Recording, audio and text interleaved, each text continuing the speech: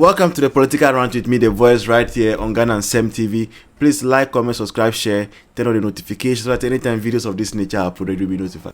It's about who is handling what. It's about who has the power to do what.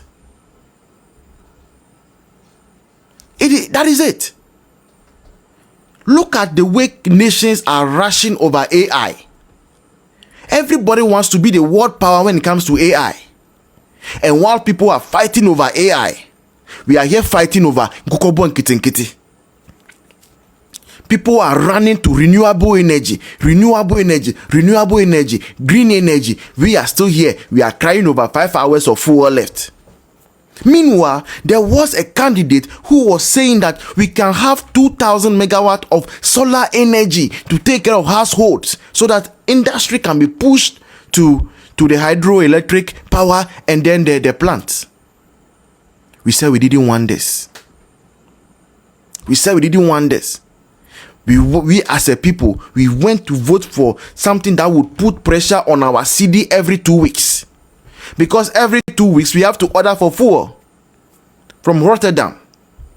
Every 2 weeks. And when that time comes, it puts a lot of stress on the city. And that is what Dr. Baumia saw. And he said that no, we have to solve this problem. How do we solve this problem? Let's move to solar energy. He even told us Ghanaians that look, I would ensure that as part of the policy, the solar panels should be assembled right here in Ghana. Meaning that the assembly plant will employ Ghanaians. Somebody had this kind of idea. We still went to vote for Nkoko and nkitikiti. When last have you heard anyone in the NDC talk about the Human Development Bank? When last? Since you voted for them, have you heard them talk about the Human Development Bank again?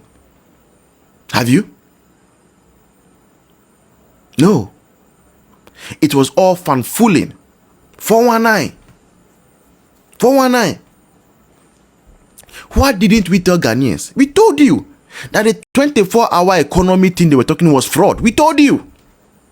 Didn't we? We told you.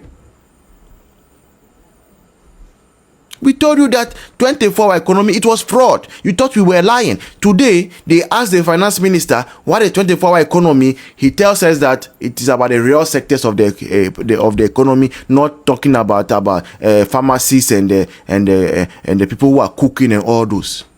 But we told you. And it's for this reason we were telling you that if you make the mistake and you vote for the person, once the person comes into power, whatever he wants to do, he will do. Go and, if you have time, go and play back the ministerial vetting. Go and play it back. If you have time. Go and play back the ministerial vetting, the vetting of the ministers. Listen to the answers they were giving.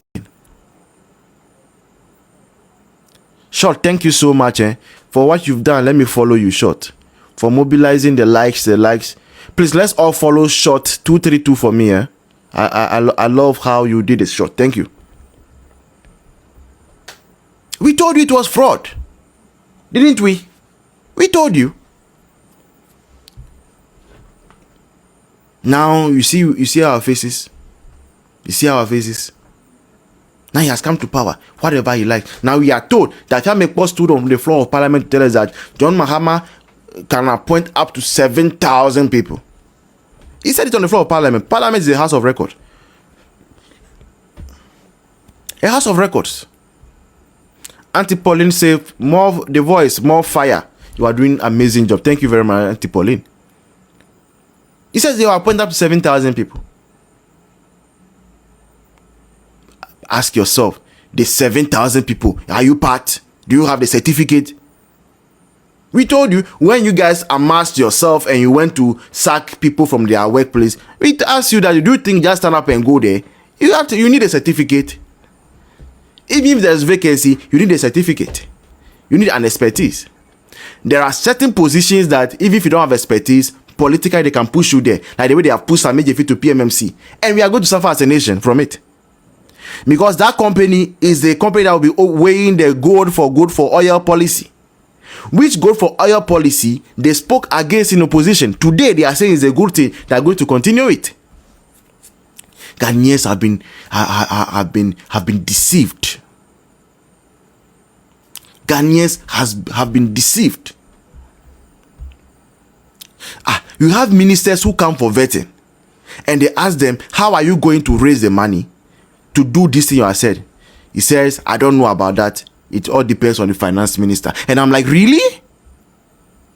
Really? So it means if the finance minister comes and says that, tells you as a minister that, oh, unfortunately we don't have any money for your ministry, it means you are going to be redundant for the 4 years ahead of us. We have voted for people who don't know how to lobby, who don't know how to negotiate. They are people we have voted for. They don't know how to lobby nor negotiate. They were claiming recently they were going to renegotiate the IMF deal. Be here. Let's be here. Let's see what will come out of it. Ken Ofori-Atta was able to negotiate one of the most seamless IMF conditionalities, IMF bailouts. MPP was able to negotiate an IMF bailout so much so that even the pro-poor policies did not suffer. They were protected. Do you know what it took for that to happen? Do you know what it takes to go to IMF and still have free senior high school running? Free senior high school alone is taking about 4 billion Ghana cedis every year. That could be revenue that will have prevented the gap, the revenue gap that we were having.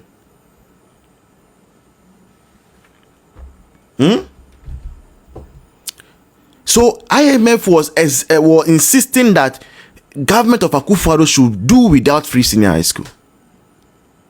But they stood on their grounds. They negotiated good negotiations. And today, free senior high school survived our IMF bailout. LEAP and the others survived. Even though we were under IMF, YEA was still